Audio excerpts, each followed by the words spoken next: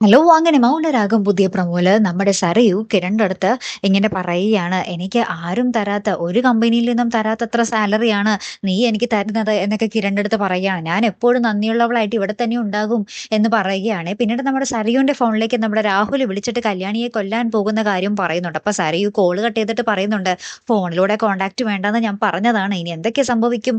എവിടെ ചെന്ന് നിൽക്കും കാര്യങ്ങൾ എന്നാവോ?" എന്നിങ്ങനെ ടെൻഷൻ അടിച്ച് നമ്മുടെ സരയു നിൽക്കുന്നുണ്ട്. സരയു കുടുങ്ങോ എന്നുള്ളൊരു പേടിയില്.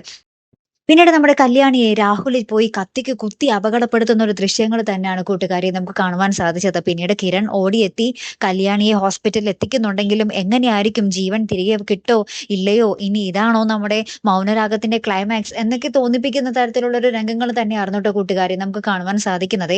ചിലപ്പോൾ ഒരു പുതിയ പരമ്പര വരുന്നുണ്ടല്ലോ. അപ്പൊ എന്തായാലും നമ്മുടെ മൗനരാഗത്തിന് റേറ്റിംഗ് വളരെ ഇടിഞ്ഞിരിക്കുകയാണ്. നമ്മുടെ ഏഷ്യാനെറ്റ് പരമ്പരകളിൽ ഏറ്റവും താഴെയാണ് നമ്മുടെ മൗനരാഗത്തിന്റെ റേറ്റിംഗ്. അപ്പൊ എന്തായാലും നമ്മുടെ കല്യാണിയുടെ മരണത്തോടു കൂടെ നമ്മുടെ കിരൺ എല്ലാ ശത്രുക്കളെയും കൊന്നൊടുക്കി ജയിലിൽ പോകുന്ന ഒരു രംഗങ്ങളായിരിക്കും ചിലപ്പോൾ മൗനരാഗത്തിന്റെ ക്ലൈമാക്സ് ആയിട്ട് വരാൻ പോകുന്നത് അല്ലേ. കാത്തിരിക്കാം ട്ടോ. അടുത്തൊരു വീഡിയോയുമായി വരുന്നത് വരയ്ക്കും ഗുഡ് ബൈ.